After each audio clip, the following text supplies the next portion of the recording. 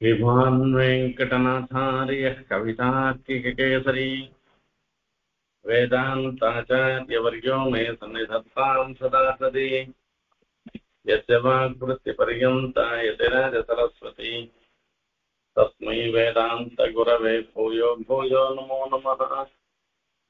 विशुद्धविज्ञानघनस्वरूपं विज्ञानविश्राणनबद्धदीक्षम् दयानिधिं देहभृतां शरण्यं देवं हयग्रीवमहं प्रपद्ये। स्वामी தேசிகனுடைய அத்தியுதமான சுபாஷித நிவியில அனுபூண பத்ததியில ஐந்தாவது ஸ்லோகத்தின் அர்த்தத்தை நாம் இப்ப பார்த்துட்டு இருக்கோம். அதுல முதல் அர்த்தம் ஏற்கனவே சொல்லியாச்சு, அது மறுபடியும் சுருக்கமா சொல்றேன். ஹரிகர புஷ்கர ஹம்சம் ஆரமணீனாம் பிரசூதிமிவ லக்ஷ்ம்யாः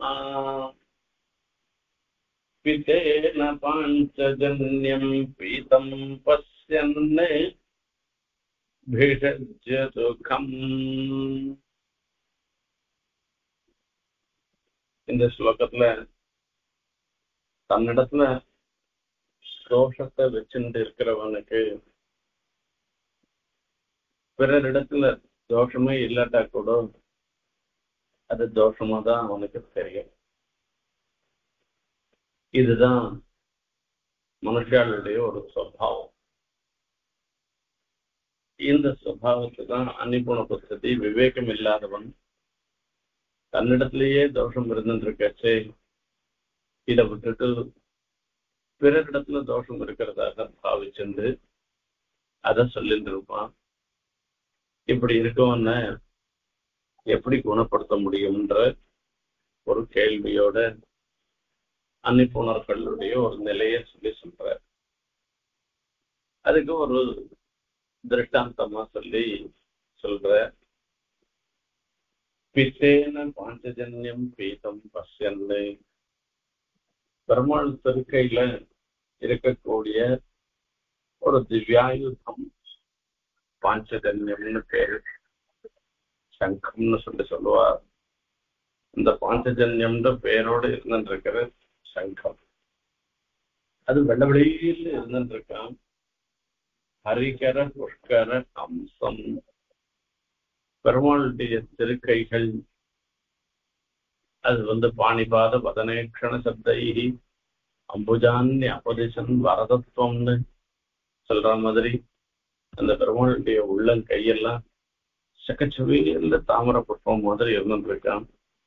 ஹரிகரம் பெருமாளுடைய திருக்கைகளாகிற ஒரு புஷ்கரம், தாமர குளம். அந்த தாமரை இதுல எங்கும் நீர்நிலையில தாமரை ஜலம் இருக்கிற இடத்துல தாமர புஷ்பத்தோடு இருக்கக்கூடிய நீர்நிலைகள்ல ஹம்சம் இருக்குமா, அந்த ஹம்சம் மாதிரி இந்த ஹம்சம் வெள்ளவெளியில்னு இருக்கும். அந்த மாதிரி பெருமாள் திருக்கையில இருக்கக்கூடிய சங்கமும் வெள்ளவெளியில் இருக்கு. ஆரமணியினாம் பிரசூதிமிவ லக்ஷ்மியாக, பெரியபிராட்டியா நிறைய ஆரமணியினாம்னு சொல்ற முத்து மாலையை சமர்ப்பிச்சுருக்கலாம் மகாலட்சுமி. அதுக்கெல்லாம் பிறப்பிடம் மாதிரி இருந்துருக்குன்னு சொன்னார். இந்த முத்துக்கு பிறப்பிடமாக பல சொல்லப்படுகின்றன. யானையனுடைய மஸ்தகம் மேகத்திலிருந்து சில சமயத்துல முத்து வரும். சில பன்றிகள் வகையிலிருந்தும் முத்து உண்டாகும். அதே மாதிரி சங்கத்திலிருந்து, மீன்ல இருந்து, அதுக்கப்புறமா பாம்புல இருந்து, இப்படி எல்லாம் முத்துன்றது உண்டாகுது. அந்த மாதிரி வரிசை இந்த முத்துக்கு பிறப்பிடமாக இருந்திருக்கிறது. என்ன சங்கத்துல இருந்து வருதுன்னு சொல்றோம் இல்லையோ, அந்த லக்ஷ்மியாக ஆரமணியினாம் பிரசூதிமிவ பிறப்பிடம் போல இருந்திருக்கிற இந்த திருக்கைகள் அந்த ஹம்சத்தையே பாஞ்சஜன்யத்தையே பித்தேன பீதம் பஸ்யன்னே, அவன் கண்ணுல பித்தம்ன்ற ஒரு தோஷம் இருக்கு. அந்த தோஷத்தினால மஞ்சளாக பார்க்கறான். அப்படி இருக்கிறவன் கம்பிடஜது, அவன் யாருக்கு வைத்தியம் பண்ணட்டும், அவன் யார் வைத்தியம் பண்றது, அவனை எப்படி தள்ளிக்கிறதுன்னு அர்த்தம் இருக்கு. இதுல இருந்து சொல்லக்கூடிய விஷயம் என்னன்னு கேட்டா, நம்மிடத்துல எத்தனையோ தோஷங்கள் இருக்கலாம். நம்மிடத்துல இருக்கக்கூடிய தோஷத்தினாலேயே தோஷமே இல்லாத வாழ்ந்தத்துல கூட தோஷம் மாதிரி ஒரு புத்தி நமக்கு போக. இதுதான் இயல்பு. இப்படி தோஷத்தை வச்சுட்டு பிறரிடத்துல தோஷத்தை பார்க்கறவாள எப்படி மாத்துறது, யாரை கொண்டு மாத்துறது, அது அவ்வளவு சுலபம் இல்லையே. அவனும் என்ன, அவனிடத்துல இருக்கக்கூடிய தோஷத்தை உணர பண்ணணும். அவன் உணர்ந்த பிற்பாடுதான், ஆமாப்பா நம்மள்டதான் தோஷம் இருக்கு, அவள்கிட்ட தோஷம் இல்லை, என்னிடத்துல பித்தம்ன்ற ஒரு ரோகம் இருக்கு, இந்த வியாதி இருந்துருக்கு, இதனால என் கண்ணுல இது காமால வந்தவனுக்கு மஞ்சளா தெரிகிற மாதிரி வெள்ள வெளியில இருக்கக்கூடிய பாஞ்சஜன்யம் கூட எனக்கு மஞ்சளா தெரிகிறது. இப்படி பரிசுத்தமாக இருக்கிற வாழ்இடத்துல கூட எனக்கு தோஷத்தை ஆரோப்பணம் பண்ணணும்னு தோன்றது என்று சொல்ற விரோத பரிகாரம்னு சுவாமி தேசிகன் ஒரு கிரந்தம் பண்ணிருக்க. இதுல ரகசிய திரைசாரத்துல மூலமந்திராதிகாரம், துவயாதிகாரம், தர்ம ஸ்லோகாதிகாரம் என்று சொல்லக்கூடிய 3 அதிகாரங்கள்ல பல விஷயங்கள்லாம் சொல்ற இந்த மந்திர விஷயத்துல. இதுல சில சமயங்கள்ல சில பேருக்கு விவேகம் இல்லாமையினால சில தோஷம் இருக்க மாதிரி தோணும். அந்த தோஷம் இருக்க மாதிரி தோணித்துனாக்க அவளுக்கு அந்த தோஷத்தை எப்படி போக்கடிக்கிறதுன்றத பத்தி 108 விஷயங்களை அந்த இடத்துல சொல்லி சொல்ற. அதுல ஒரு இடத்துல சொல்ற சுவாமி தேசிகன், இப்பெல்லாம் கொஞ்சம் காலக்ஷேபம் பண்ணாலே தனக்கு எல்லாம் தெரியுன்ற மாதிரி நினைச்சுக்கிறோம்.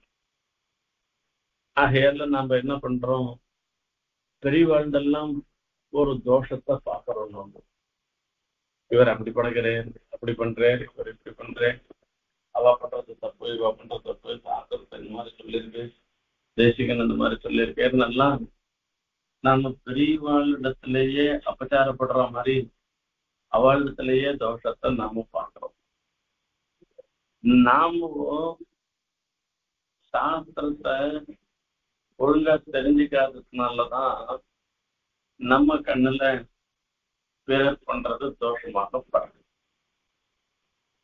இப்படி இது இந்த ஸ்லோகத்துல சொல்ற திருஷ்டாந்தத்துக்கு நிறைய பேர் இந்த காலத்து காலக்ஷேபம் பண்றவாளையெல்லாம் கொண்டு வரலாம்.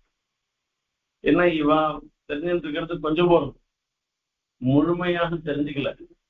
முழுமையாக தெரிஞ்சுக்காததுனால இவளால சாஸ்திரத்தினுடைய இந்த நுணுக்கங்களை எல்லாம் தெரிஞ்சுக்காததுனால இவளால அந்த சாஸ்திரார்த்தத்தை சம்பூர்ணமாக கிரகிக்க முடியாது. இவ 2 கட்டானா தெரிஞ்சுட்டு இருக்கிறதுனால இவள் என்ன பண்ணுவான்னா பிறரிடத்துல தோஷத்தை தான் பார்ப்பான். தோஷமே இல்லாத மகான்கள் இடத்துல கூட அவர் அப்படி பண்ணேன், இவர் இப்படி பண்ணேன்னு ஏதோ தோஷத்தை சொல்லி சொல்றவாளா இருந்திருப்பா. இப்படி இருக்கவாள் எப்படி மாத்தாது, கம்பிடச்சேத கம்பிடச்சேதலு இப்படி எல்லாம் தான் ஒரு கேள்வி இதுல சொல்ற. இதுல விரோத பரிகாரத்துல சொல்ற, இப்போ ரகசியத்திரைசாரத்துல சொல்லச்சு தத்வஸ்து வாஸ்துவாதிகம்னு சொல்லி ஆச்சாரியன் நாம பக்தியோட இருக்கிறோம்.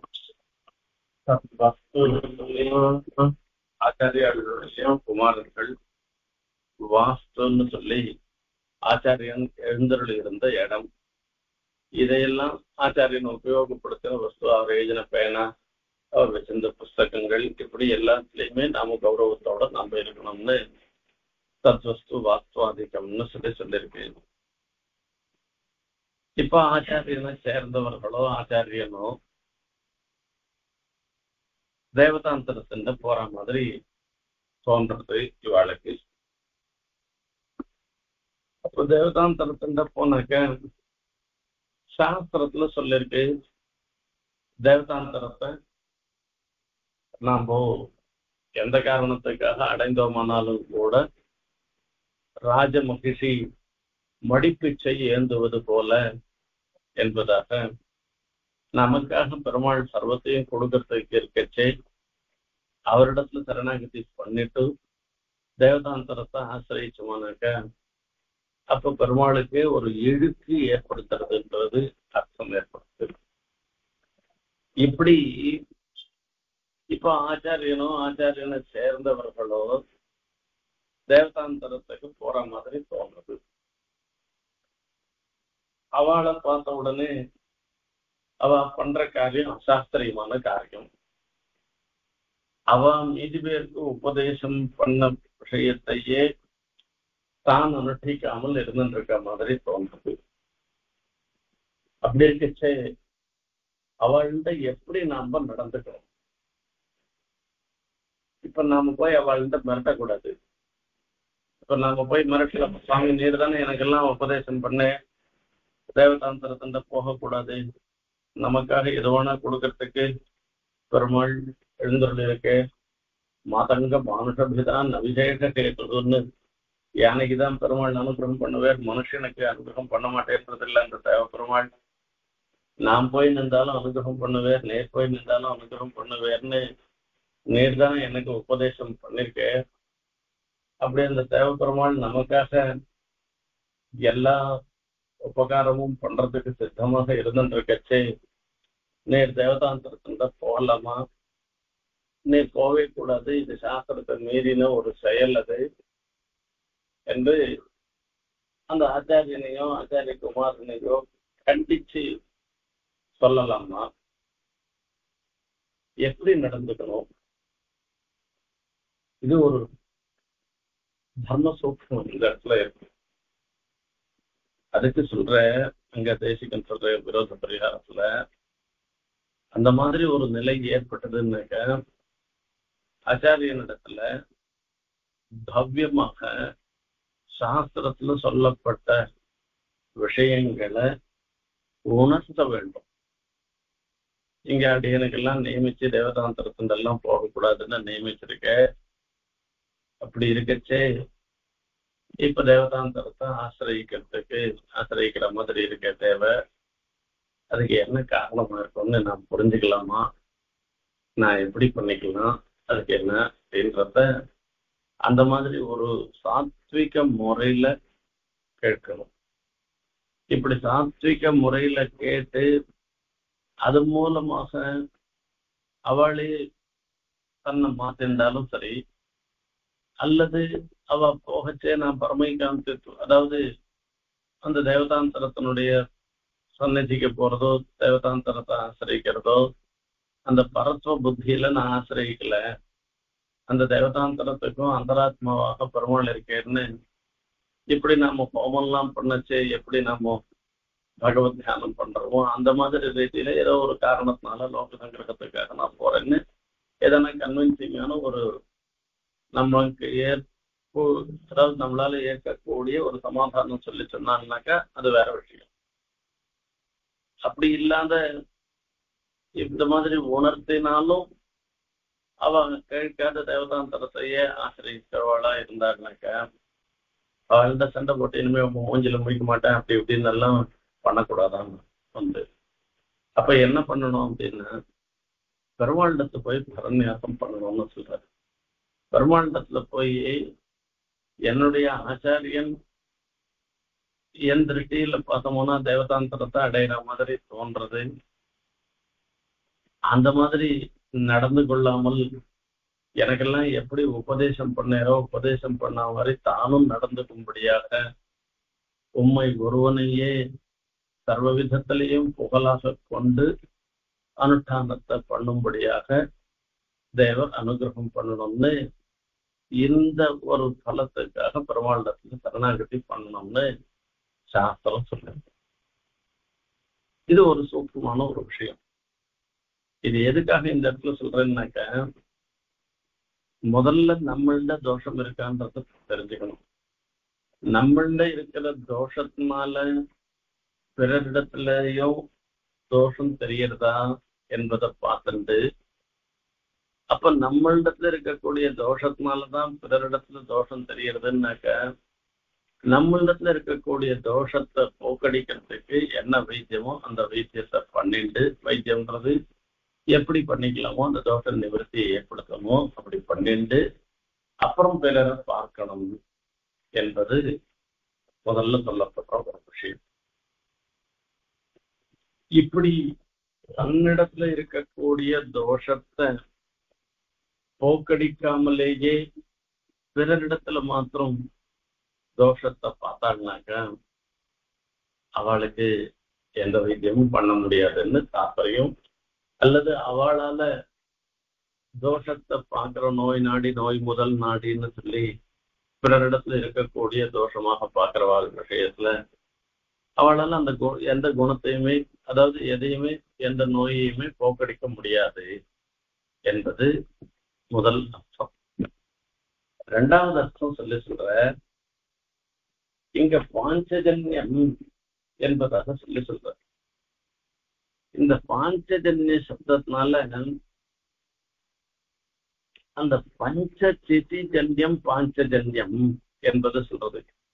ஏஷவா அக்னி பாஞ்சஜன்யா பஞ்சசிதீகா.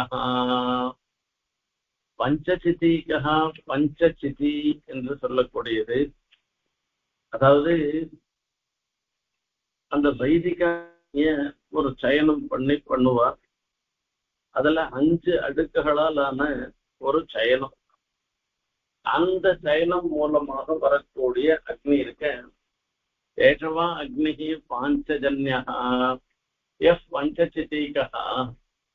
5 அடுக்கல இருக்கக்கூடிய, இப்போ இந்த குண்டம் போட்டான்னாக்க இந்த குண்டத்துல வரைச்சு சில சமயத்துல பார்த்தோம்னா அக்னி குண்டம் ஒரு வட்ட வடிவமா இருக்கு, சதுர வடிவமா இருக்கு, முக்கோண வடிவமா இருக்கு, இப்படி எல்லாம் பாக்குற முடியும் நம்ம.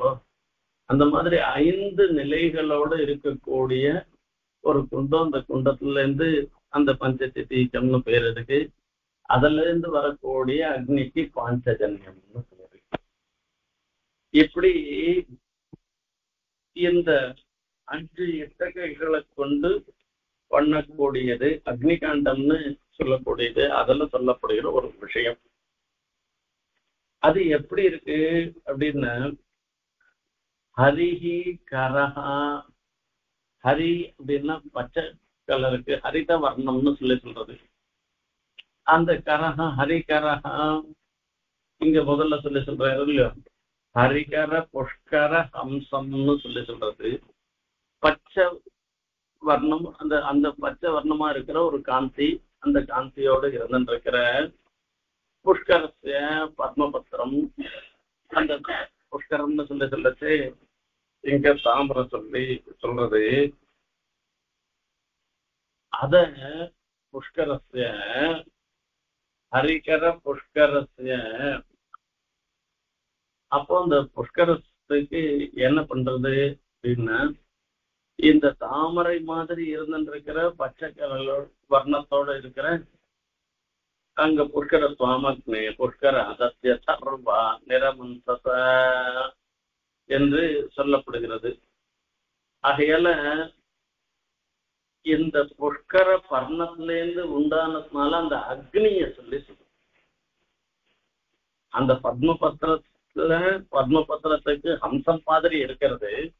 இது எல்லாமே ரூபணம். இந்த இடத்துல இந்த ரூபணத்துல வரைச்சே ஹம்சவத்து அவபாசமான அந்த தோற்றம் அடிக்கிற அந்த புஷ்கர பர்ணத்துல இருந்து உண்டானதாக இருக்கக்கூடிய அக்னி, அந்த சிதியில இருந்து வரக்கூடிய அக்னி சொல்லி சொல்றது. சுவாமக்னே புஷ்கர சத்ய சர்வா நிரமந்தச என்று சொல்றது. அதர்வான்றது ரிஷிகள். அவர் புஷ்கரத்துல இருந்து அந்த பத்மபத்திரத்துல அதுக்கு மேல இருக்கக்கூடிய அந்த பத்மபத்திரத்துக்கு மேல துவாம் நிரமந்தச, அதாவது ஒன்ன இந்த அக்னியை நிசேஷமாக மிகுதி இல்லாமல் மந்தனம் பண்ணி கடைஞ்சி எடுத்தாருன்னு அர்த்தம். ஆகையால ஹரிகர புஷ்கர ஹம்சம் பாஞ்சஜன்யம் ஹாரமணீனாம் பிரசூதிமிவ லக்ஷ்யாக. இப்போ ஹாரமணி அப்படின்னு சொன்னா, இப்ப இந்த ஆரம்பணினா இதெல்லாம் ரத்னத்தை சொல்லி சொல்றது. இதனால ஒரு தனம், வஸ்திரம், ஆபரணம், இப்படி லக்ஷ்மியாக சமிருத்தேகே, இந்த ஸ்ரீயினுடைய ஒரு சமிருத்தி, பிரசூதி இவைகளுக்கெல்லாம் இப்படி நமக்கு வரக்கூடிய ஒரு ஸ்ரீக்கெல்லாம் உற்பத்தி ஸ்தானம் மாதிரியாக இருந்துருக்கான். இமானே பைதாபில்லோகான் திரவிணாவதா குருதே வேதுகோ வாசோ பவதி ஏவம் வித்வான் அக்னிச்சுனுதே ருத்னோச்சேவ. யார் இப்படி அக்னிய உற்பத்தி பண்ணி ஹோமாதிகள்லாம் பண்றாளோ அவளுக்கெல்லாம் லோகான் திரவிணாவத குருதை, இவளெல்லாம் பணக்காரனாக பண்றேன், நிறைய வாசத்தெல்லாம் வஸ்திரங்கள்லாம் இருக்கிறவர்களாக பண்றதுன்றதெல்லாம் சொல்லி சொல்றது. ஏவம் வித்வான் அக்னின்னு சொன்னது இப்படி சொல்றது. அத்தவா ஹாரமணின்றதுக்காட்டிலும் ஹாரமணி அப்படின்னு சொல்லி சொன்னாக்கா அப்படி பதச்சேதம் பண்ணும். ரமணின்னு சொல்றதுல என்னன்னா, மேனகாச்ச புஞ்சிக ஸ்தலாச்சா சரதோ தங்ஷ்ணவ பசவோ ஹேதின்னு புஞ்சிக ஸ்தலா முதலிய அப்சரசுக்கு அவர்கள்லாம் ரொம்ப ரொம்ப ரமணியாக இருந்துருக்கவா, ரொம்ப அழகா இருந்துருக்கவா, அக்னிய ரட்சணம் பண்றவாளாக இருந்துருக்கிறவா. தாசாம் லக்ஷ்மிகி, அவர்களுடைய லக்ஷ்மின்றது என்னன்னா சமிருத்தி. இப்படி சமிருத்திய சொல்றது. அயம் புரோஹரிகேச சூரிய ரஸ்மி என்றெல்லாம் வேதத்துல சொல்லியிருக்கிற பிரகாரத்துக்கு அர்த்தம் சொல்லி சொல்றது. இப்படி இஷ்டக்காக அப்சரசேவ பூத, இந்த புஞ்சிகஸ்தலாப்சரத ரூபமா அடைந்தவர்கள் சொர்க்கலோகத்துல எஜமான அதாவது இவன் எஜமானனை அடைகிறார்கள் அர்த்தம்.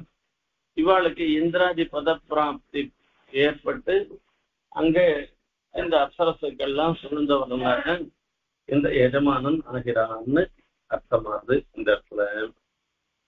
இப்போ இந்த மணின்றது ரத்னத்தை சொல்லி சொல்றது. இந்த அக்னியினுடைய ஜுவாலை இருக்க, இது ரத்னம் மாதிரி இருந்துருக்கு.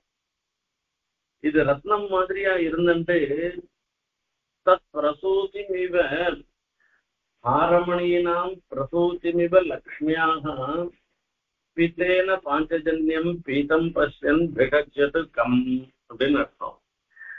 இங்க என்ன சொல்றது, இது ரத்னம் மாதிரி இருக்குன்னு தமே தமே சப்தரத்ன ததானஹா மந்திரம் சொல்லி சொல்றது. இந்த மந்திரம் பிரகாரத்துல என்னன்னா, ஒவ்வொரு வீட்டிலையும் 7 சங்கிய 7 விதமான ரத்ன சமானமாக இருக்கக்கூடிய ஜுவாலா விசேஷங்களை தரிசின்றிருக்குன்னு அர்த்தம். இப்ப அப்படிப்பட்டதான அக்னிக்கு உற்பாதகமாக இருந்துருக்கிறது இந்த சயனம் பாஞ்சஜன்யம். பித்தேன அப்படின்னா, பித்தம்னா தேஜஸ்ன்னு அர்த்தம் இருக்கு. அக்னே பித்தம் அபாமசி அப்படின்னு வேறு மந்திரத்துல சொல்லிருக்கிறதுனால அந்த பித்தேன அபீதம் நட்டம். இப்ப என்ன எடுத்தோம்னாக்க, இந்த அக்னி கணக்கு ஏதோ கொஞ்சமா இருந்து அக்னி இருந்ததுன்னாக்கா அந்த அக்னிய நாம இந்த தேங்காய் பஞ்சம் எதனா ஒண்ணு வச்சு தேங்காய் நார் வச்சு அந்த அக்னியை மறுபடியும் பெருசா உற்பத்தி பண்ணிடலாம், கிளப்பிடலாம். அக்னியே பித்த ஜுவாலையே இல்லாத ஒண்ணுமே இல்லாத மொத்தம் நட்டமா போயிட்டோம்னாக்கா கம்பிஷத்து இது யாரால அந்த அக்னிய மறுபடியும் உற்பத்தி பண்ண முடியும்? யாராலையும் பண்ண முடியாதுன்னு அர்த்தம். அதுவா அந்த அதை மறுபடியும் உற்பத்தி பண்ணணும்னாக்க கஹா பிரம்மான்னு சொல்லி பிரம்மா தான் உற்பத்தி பண்ணணும். அதுவா இங்க பிரம்மான்ற ஒரு ரித்விக் இருக்கிற அந்த ரித்விக்கு அந்த அக்னியை உற்பத்தி பண்ணணும் என்று இது ஒரு சாஸ்திரியமான அர்த்தத்தை போதிக்கிறது. என்ன பிரம்மாண்டவர் வெறும உட்கார்ந்து இருக்கிற மாதிரி நினைச்சிட்டு இருக்கலாம். அவர்தான் அந்த யாகத்துல நடக்கக்கூடிய எல்லா விஷயங்களையும் சூக்ஷ்மமா கவனிச்சு அதுல எந்த தவறும் இல்லாமல் பாக்குறது இருக்க, அதை பாத்துக்கிறது அவர் தான். அப்ப அவர் தான் இதுல எதனா தவறு ஏற்பட்டதுன்னாக்க அதை சரி செய்யணும் என்பதை தெரியப்படுத்துறதாக ஒரு அர்த்தம். இது இரண்டாவது அர்த்தமாக சொல்ற ஹரிகர புஷ்கரஹம் சம்ஹாரமணீனாம் பிரசூதிமிவ லக்ஷ்மியாஹ வித்தேன பாஞ்சஜன்யம் பீதம் பஸ்யன் பிஷஜ்யதுகம். இன்னொரு அர்த்தம், மூணாவது அர்த்தம் சொல்ல போறேன். இந்த அர்த்தம் என்னன்னாக்க, நம்ம ஜாடராக்னின்னு சொல்லி நம்ம வயசுல ஒரு அக்னி இருந்துருக்கு. அதை வச்சு கூட இந்த இடத்துல அர்த்தம் சொல்லலாம். இங்க பாஞ்சஜன்யம் பஞ்சஜனம் அப்படின்னு எல்லாம் சொல்லச்சே 5 பிராணாபானம் வியானோதான சமானம்னு சொல்லக்கூடியதாக இருந்துருக்க வழிகளால இந்த ஜாடராக்னி இருந்துருக்க. இந்த ஜாடராக்னினால நம்ம இந்த சாப்பிடுற வஸ்துக்கள்லாம் ஜீரணமாறுது. அதனுடைய சத்துக்கள்லாம் நம்மளால பிரிச்சு அந்தந்த அவயவங்களுக்கு கொடுக்கப்படுகிறது. இதெல்லாம் நாம பார்த்துட்டு இருக்கோம். ஹிருதயாதி பஞ்சஸ்தானம், ஹிருதயம் முதலிய 5 ஸ்தானங்கள் உள்ளன. அதனால இந்த 5 ஸ்தானங்கள்ல இருந்து உண்டாகக்கூடியது இதுக்கு பாஞ்சஜன்யம் அப்படின்னு இதுவும் சொல்றது. பாஞ்சஜன்யம்னு சொன்னார். இப்போ பத்மகோஷ பிரதீகாசகம் ஹிருதயஞ்சாப்யதோமுகம் அதோ நித்யாவிதாம பரிதட்டி என்றெல்லாம் இந்த ஹிருதய கமல சம்பந்தத்தை சொல்லிருக்கு. இங்கேயும் பத்மத்தை சொல்லிருக்கிறது. புஷ்கர ஹம்சம்னு சொல்றது. இப்படி ஹிருதய கமல சம்பந்தத்தை சொல்லிட்டு அப்போ காத்திர சோபா சம்பாது. இப்போ இங்க லக்ஷ்மி பிரசூதி, அந்த லக்ஷ்மி அந்த சோபையை உண்டு பண்றதுன்றத சொல்லணும். இப்ப அந்த மாதிரி ஒரு அக்னிய பித்தரோகேன பீத்தம். இப்ப இந்த சரீரத்துல கணக்கு இந்த ஒரு ஜாடராக்னி பித்தரோகம் வந்துட்டோம்னாக்கா இந்த ஜீரணம்ன்றது பண்ண முடியாத போயிடும். அதுக்கு அதை தெரிஞ்சின்றவாளாக இருந்திருக்கிறவா தஸ்மின்னு அக்னிம் மாலின்யம், இந்த பித்த ஜாட்யத்தினால ஜீரண சக்தின்றது அந்த அக்னியினுடைய மலினமாக ஆகும் தன்மைன்றது வருது. அப்போ கம்பிஷஜத்து, இவனுக்கே ஒன்னும் வைத்தியம் பண்ணிக்க முடியாதவனா இருந்திருக்கிறவன் பிறருக்கு எப்படி யார போய் அவனுக்கு எப்படி வைத்தியம் பண்ணுபவனாக அவன் ஆவான் அப்படின்னு அர்த்தம் இருக்கு. அதாவது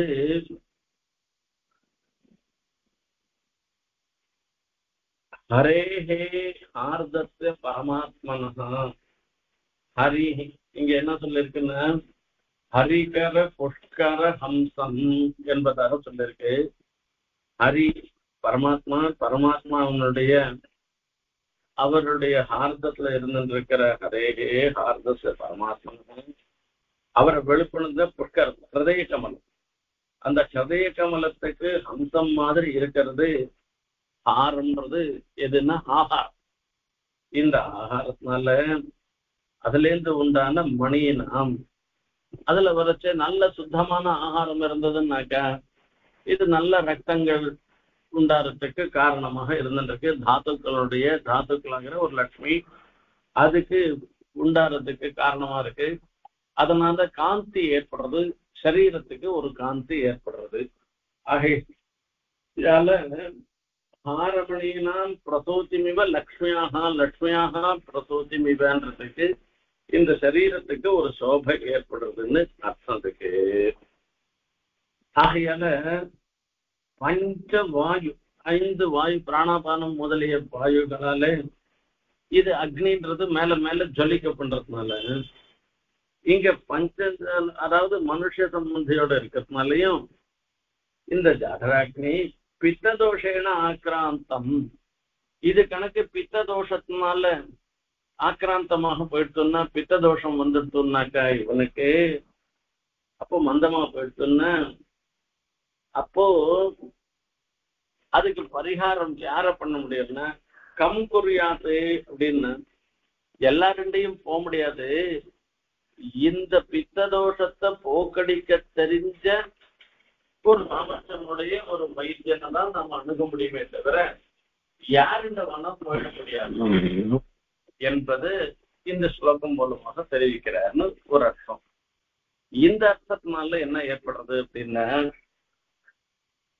நமக்கு வரக்கூடிய சிரமங்கள் எல்லாவற்றுக்குமே யாருண்ட போனா யாருண்ட வேணா போகலாம், அவன் மூலமாக அந்த சிரமங்களை தீர்த்து கொள்ளலாம்னு நாம நினைக்க கூடாது. யாருண்ட போனா அந்த சிரமங்கள் போகுமோ அவளுண்ட போய் தான் அந்த சிரமத்தை தீர்த்துக்கணுமே தவிர யாருண்ட வேணா போகக்கூடாதுன்னு அர்த்தம். இது ஒரு சாரீரகமான கட்டம். மானசிகமான சாரீரகமான கட்டம்னா ஒரு வியாதி. இந்த வியாதி வரைச்சே எந்த ஹிருத்ரோகம் வந்ததுன்னா ஹிருத்ரோகத்துல யார் அது அது தீர்ப்பதற்கு யார் நிபுணலா இருக்கோ அவள்கிட்ட தான் போனோமே தவிர வேற ஒருத்தந்த போய் ஆர்த்தோபடிக்கிட்ட போக முடியாது. அந்த மாதிரி இந்த ரோகத்தை தீர்க்கக்கூடியவா யாரோ அவள்கிட்ட தான் போகணும்னு சொல்ற மாதிரி இந்த இடத்துலயும் நாம பொதுப்படையில வரைச்சு யாரால நம்முடைய சிரமத்தை போக்கடிக்க முடியுமோ அவனைதான் நாம நாடனமே தவிர யார வேணா நாடுறதுன்றது கூடாதுன்னு அர்த்தம். அதுல எல்லா விதத்திலையும் பிஷக்காக எல்லா விதத்திலையும் மருத்துவராக இருந்துட்டு இருக்கிறவ எல்லா நோய்க்கும் எல்லா நோய்களையும் நீக்குபவராக மருத்துவராக இருப்பவர் சாட்சாத் சிவன் நாராயணன் தான். அவரை தவிர வேற யாரை நாம அடைய முடியும் என்று ஒரு அர்த்தமும் இதுல இருந்து ஏற்படுறது. இன்னும் ஒரு அர்த்தம் இருக்கு. அந்த அர்த்தத்தை அடுத்த உபன்யாசத்துல நாம பார்க்கலாம். இன்னைக்கு பார்த்த விஷயங்கள் என்ன அப்படின்னு கேட்டேன். முதல்ல நம்மள்ட தோஷம் இருந்து இந்த தோஷத்தை போக்கடித்துக் கொள்ளாமல் நாம இருந்தோம்னாக்க நம்மள்ட இருக்கிற தோஷத்தினாலதான் பிறரிடத்துல தோஷமே தெரியும். இப்படி பிறரிடத்துல தோஷமே இல்லாத வாழ்நிடத்திலேயே கூட தோஷம் நமக்கு தெரியும். அந்த தோஷம்ன்றது இருந்துட்டு இருக்க அந்த மாதிரி தோஷத்தை நாம பார்க்க கூடாது.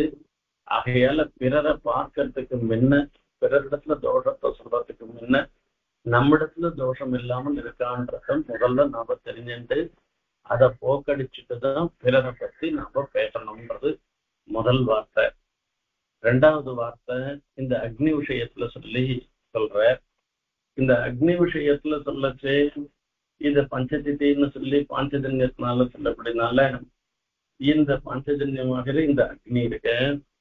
இந்த அக்னிக்கே ஒரு நாசம் வர சன்னிவேசம் வந்ததுன்னாக்க அப்ப யார அணுகிறதுனாக்க பிரம்மாவை தான் அணுகணும். அந்த பிரம்மான்றவர் விற்பிக்காகவும் இருக்கலாம், இல்ல பிரம்மான்னு சொல்லக்கூடிய சதுர்முக உற்பத்தியாக இருக்கிற எல்லாத்துக்கும் உற்பத்திக்கு காரணமாக இருந்திருக்கிற அந்த பிரம்மாவை தான் அணுகணும். ஆகையால யாரிடத்துல போனோம்னாக்க நம்மளுடைய ஒரு சிரமம் தீருமோ அவள்கிட்ட தான் போகணும்ன்றத மறுபடியும் அந்த வைதிகமான பிரக்கிரியை சொல்லி தெரிவிக்கிறார். மூணாவது விஷயத்துல மூணாவதா பார்த்ததுதான் இந்த ஜாடராக்னியை எடுத்துன்னு சொல்லி சொல்றார். ஜாடராக்னிக்கு ஒரு குறவு வந்துட்டோம்னா மந்தத்துவம், அதாவது ஜாடராக்னி தீவிரமாக வேலை செய்யாத போயிட்டோம்னாக்க அப்போ அந்த ஜாடராக்னி விஷயத்துல யார் நிபுணனாக இருந்திருக்காரோ வைத்தியாரோ அவள்கிட்ட தான் போனோம்னா அங்கேயும் பரமாத்மா மண்டலத்துலதான் போகணுமே தவிர வேற யாருந்தையும் போகக்கூடாதுன்றதுனால தெரியப்பட்டது. எப்படி நமக்கு வரக்கூடிய சிரமங்கள் பல இருக்கலாம், அந்த சிரமங்களை பரமாத்மாவை அடைந்து அந்த சிரமங்களை நீக்கிண்டு அதுக்கப்புறம் தான் பிறரிடத்துல இருக்கக்கூடிய குணதோஷங்களை நாம பார்க்கணும். ஆகையால ஒட்டுமொத்தமா பிறரிடத்துல தோஷம் சொல்றதுன்றது ரொம்ப ரொம்ப தப்பு. இப்படி விவேகம் இல்லாதவர்கள் தான் தன்னிடத்துல இருக்கக்கூடிய தோஷத்தை பார்க்காமல் பிறரை தூஷிப்பவர்களாக இருப்பார்கள் என்று இந்த கருத்துக்களை தான் இன்றைய தினம் சுவாமி சாதித்த இந்த ஸ்லோகத்தினால நம்ம பார்த்தோம். நமக்கும் அப்படிப்பட்ட குணத்தை சுவாமி தேசிகன் அனுகிரகம் பண்ணோம்னு பிரார்த்தனை பண்ணோம். கவிதா சிம்ஹாய கல்யாண குணசாலினே ஸ்ரீமதே வெங்கடேசாய வேதாந்த குரவே நமः.